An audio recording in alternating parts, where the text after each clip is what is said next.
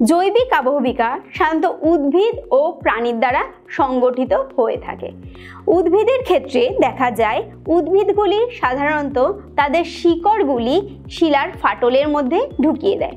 যত বড় হতে থাকে শিকড়গুলি ক্রমশ বাড়তে থাকে, যার ফলে শিলার ফাটলের মধ্যে চাপ পড়ে এবং শিলা ভেঙে চূর্ণ বিচূর্ণ হয়ে যায়। পরবর্তী ক্ষেত্রে দেখা যায় শিলার ওপরে উদ্ভিদের শিকড়, গাছপালার ডালপালা এবং ফুল ফল প্রভৃতি পড়ে সেই জিনিসগুলি পচে হিউমাসে পরিণত হয় এবং হিউমাস থেকে হিউমিক অ্যাসিডে পরিণত হলে উদ্ভিদের দ্বারা রাসায়নিক প্রক্রিয়ায় আবহবিকা সংগঠিত হয়ে থাকে।